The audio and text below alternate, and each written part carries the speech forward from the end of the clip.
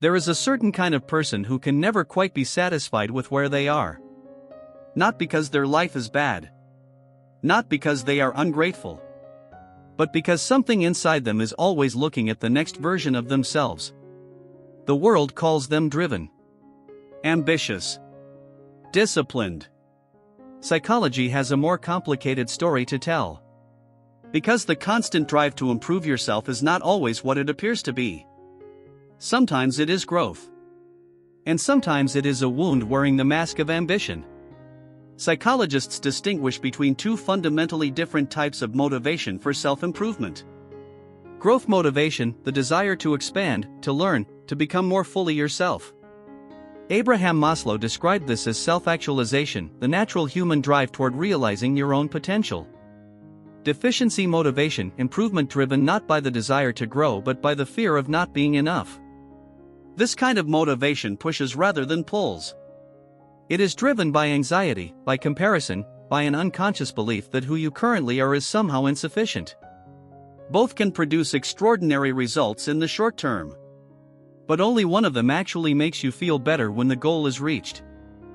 Truth 1. The compulsive improver is often running from something, not towards something.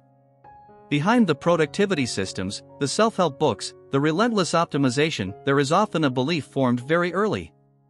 The belief that love, acceptance, and safety are conditional. That they must be earned by being better. By achieving more. For these individuals, stillness is not rest. It is danger. Because in stillness, the voice they have been outrunning catches up. The voice that says, as you are not enough.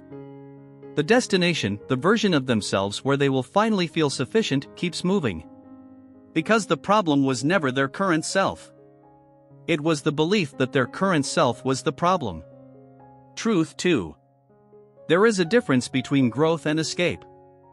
Growth moves towards something. It is expansive, curious, and energized by the process itself. Escape moves away from something. It is driven by restlessness, by the feeling that staying still is unbearable. A person growing towards something can pause without anxiety. A person escaping cannot stop, because stopping means being caught. Truth 3. The most important form of self-improvement is learning to be with yourself. The constant movement, the endless optimization, the refusal to rest, all of it keeps the person at a permanent distance from who they actually are right now. Real growth eventually requires the thing that feels most uncomfortable to the compulsive improver. Not another goal. Not another system. Just the ability to sit with the current version of yourself and find that it is enough to stay. If you recognized yourself, this is not a criticism of your drive. Your ambition is real. Your growth is real. The most powerful version of your drive comes from fullness rather than fear. The person you are becoming and the person you already are. Both can exist at the same time. Growth from that place is not just more sustainable. It is more true. I'm Psych Mirror. Subscribe so you don't miss the next time we hold up a mirror to the parts of the mind most people never examine. Take care of yourself. And I'll see you next time.